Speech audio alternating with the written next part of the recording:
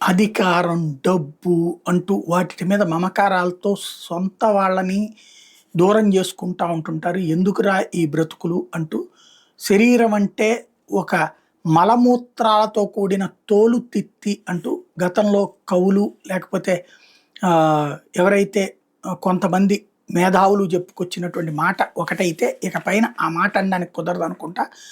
Toilet ఏదైతే అశుద్ధం అంటూ మనం అసహించుకుంటామో ఆ టాయిలెట్‌తో టాబ్లెట్లట ఇది.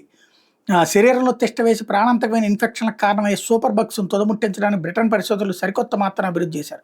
ప్రధానంగా పేగుల్లో యాంటీబయాటిక్స్‌ని దెబ్బతీసే ఇన్ఫెక్షన్‌లకు విరుగుడు కనిపెట్టారు. ఆ మాత్రను మానవ మలంతో తయారు చేయడం గమనార్హం. వీటికి పూ పిల్స్ అని పేరు పెట్టారు.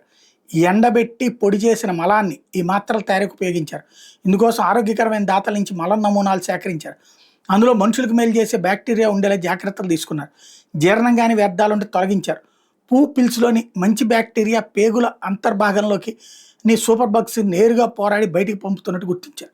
అంతేకాకుండా పేగుల ఆరోగ్యానికి అవసరమైన బ్యాక్టీరియా వృద్ధి చెందుతున్నట్టు తేల్చారు. లండన్‌లోని గైస్ అండ్ సెయింట్ థామస్ ఆసుపత్రిలో 41 మంది రోగుల మీద ఈ ప్రయోగం చేశారు.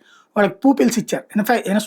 ఇన్ఫెక్షన్ల కారణంగా ప్రపంచవ్యాప్తంగా ఏటా లక్షలాది మంది ప్రాణాలు కోల్పోతున్నారు. ప్రమాదకరమైన ఇన్ఫెక్షన్లకి నివారించడానికి మలం మూత్రాలు చక్కటి ప్రత్యామ్నాయం అని డాక్టర్ బ్లెయిర్ మెరిక్ చెప్పుకొచ్చారు. యాంటీబయాటిక్స్ని అడ్డుకునే ఇన్ఫెక్షన్లకు ఔషధాలకు లొంగని సూపర్ బగ్స్కు మూలం పేగులేనని తెలిపారు. పూ పిల్స్తో సూపర్ బగ్స్ని పేగుల నుంచి తరలించేయచ్చని వెల్లడించారు. పూ పిల్స్ వాడకం కొత్త ఏమీ కాదు. క్లోస్ట్రిడియం డిఫిసైల్ బ్యాక్టీరియా వల్ల ఏర్పడే డయేరియా చికిత్సకి మాత్రలు వాడుతున్నారు. సూపర్ బగ్స్ నియంత్రణకు పూ పిల్స్ మరింత పరిశోధన చేయాలని నిర్ణయించిందన్నాయి లండన్ ప్రకటిస్తోంది.